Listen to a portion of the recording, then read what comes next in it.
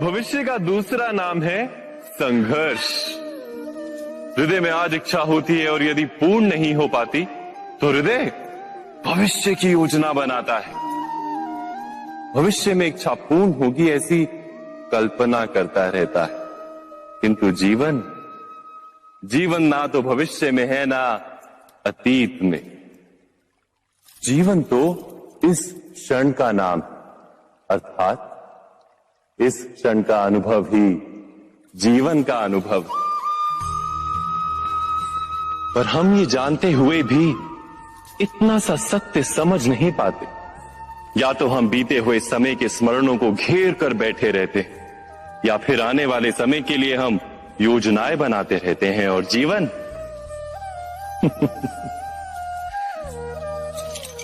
जीवन बीत जाता है। एक सत्य यदि हम हृदय में उतार लें कि ना हम भविष्य देख सकते हैं, ना ही भविष्य निर्मित कर सकते हैं, हम तो केवल धैर्य और साहस के साथ भविष्य को आलिंगन दे सकते हैं, स्वागत कर सकते हैं भविष्य का। तो क्या जीवन का हर पल जीवन से नहीं भर जाएगा? स्वयं विचार कीजिए।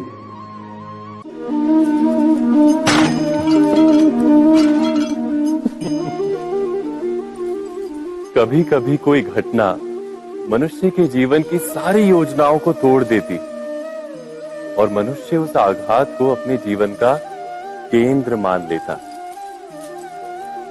पर क्या भविष्य मनुष्य की योजनाओं के आधार पर निर्मित होते हैं? नहीं। जिस प्रकार किसी ऊंचे पर्वत पर सर्वप्रथम चढ़ने वाला उस पर्वत की तलाई में बैठकर जो योजना बनाता है, क्या वही योजना उसे उस पर्वत की चोटी तक पहुंचाती है? नहीं। वास्तव में वो जैसे जैसे ऊपर चढ़ता है वैसे वैसे उसे नई नई चुनौतियां, नई नई विडंबनाएं, नए नए अवरोध मिलते हैं। प्रत्येक पद पर वो अपने अगले पद का निर्णय करता है। प्रत्येक पद पर उसे अपनी योजनाओं को बदलना पड़ता है। कहीं पुरानी योजना उसे खाई में ना ढकेल दे। वो पर्वत को अपने योग्य नहीं बना पाता, केवल स्वयं को पर्वत के योग्य बना सकता है। क्या जीवन के साथ भी ऐसा ही नहीं? जब मनुष्य जीवन में किसी एक चुनौती को, एक अवरोध को अपने जीवन का केंद्र मान लेता है, अपने जीवन की गति को ही रोक देता है, तो वो अपने जीवन में सफल नहीं बन पाता और ना ही सुख और शांति प्राप्त कर पाता।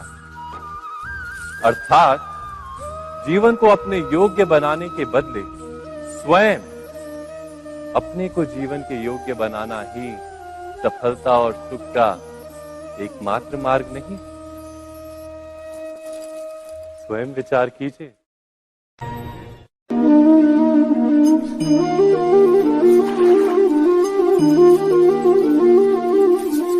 पिता सदा ही अपने संतान के सुख की कामना करते, उनके भविष्य की चिंता करते रहते। इसी कारणवश सदा ही अपने संतानों के भविष्य का मार्ग स्वयं निश्चित करने का प्रयत्न करते रहते। जिस मार्ग पर पिता स्वयं चला है, जिस मार्ग के कंकर पत्थर को स्वयं देखा है, मार्ग की छाया, मार्ग की धूप को स्वयं जाना है, उसी मार्ग पर उसका पुत्र भी चले, यही इच्छा रहती है हर पिता की। निस्संदेह उत्तम भावना है ये, किंतु 3 प्रश्नों के ऊपर विचार करना हम भूल ही जाते हैं। कौन से प्रश्न? प्रथम प्रश्न, क्या समय के साथ प्रत्येक मार्ग बदल नहीं जाते? क्या समय सदा ही नई चुनौतियों को लेकर नहीं आता? तो फिर बीते हुए समय के अनुभव नई पीढ़ी को किस प्रकार लाभ दे सकते हैं? दूसरा प्रश्न, क्या प्रत्येक संतान अपने माता पिता की छवि होता है? हाँ, संतानों को संस्कार तो अवश्य माता पिता देते हैं, किंतु भीतर की क्षमता तो ईश्वर देते हैं। तो जिस मार्ग पर पिता को सफलता मिली है, विश्वास है कि उसी मार्ग पर उसकी संतानों को भी सफलता और सुख प्राप्त होगा? तीसरा प्रश्न, क्या जीवन के संघर्ष और चुनौतियां लाभकारी नहीं होती? क्या प्रत्येक नया प्रश्न एक नए उत्तर का द्वार नहीं खोलता?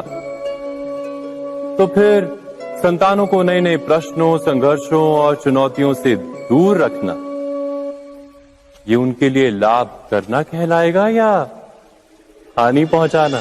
अर्थात जिस प्रकार संतान के भविष्य का निर्माण करने के बदले उसके चरित्र का निर्माण करना श्रेष्ठ है, वैसे ही संतानों के जीवन का मार्ग निश्चित करने के बदले उन्हें नए संघर्षों के साथ जूझने के लिए मनोबल व ज्ञान देना अधिक लाभदायक नहीं होगा?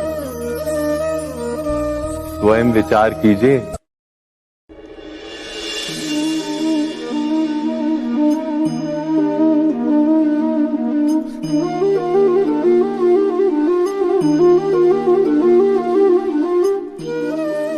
जीवन का हर क्षण निर्णय का क्षण होता है। प्रत्येक पद पर दूसरे पद के विषय में कोई निर्णय करना ही पड़ता है और निर्णय अपना प्रभाव छोड़ जाता है। आज किए गए निर्णय भविष्य में सुख अथवा दुख निर्मित करते हैं, ना केवल अपने लिए, अपने परिवार के लिए भी, आने वाली पीढ़ियों के लिए भी। जब कोई दुविधा सामने आती है तो मन व्याकुल हो जाता है, अनिश्चय से भर जाता है। निर्णय का वो क्षण युद्ध बन जाता है और मन बन जाता है युद्ध भूमि।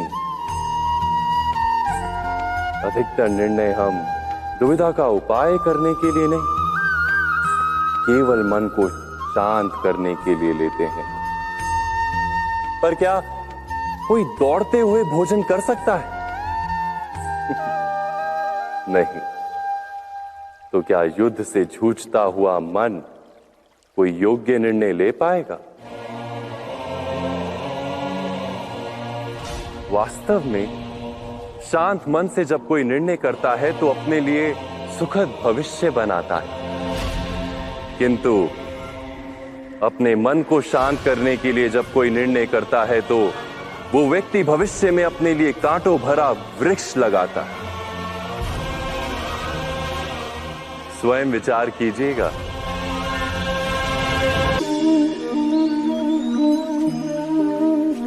सबके जीवन में ऐसा प्रसंग अवश्य आता है कि सत्य कहने का निश्चय होता है हृदय में, किंतु मुख से सत्य निकल नहीं पाता।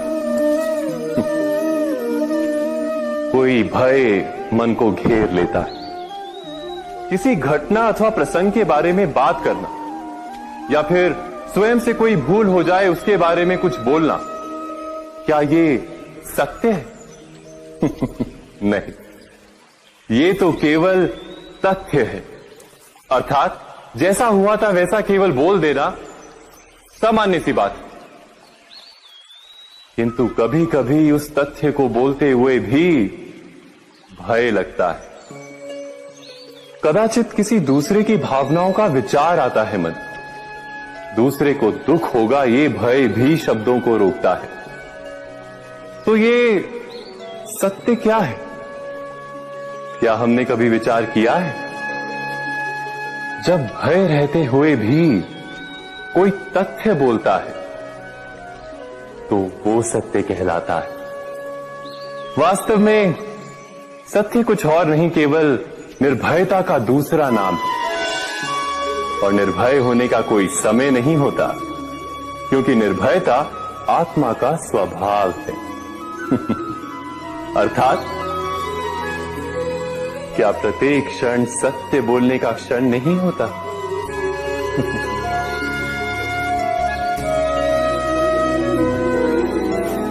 स्वयं विचार कीजिए।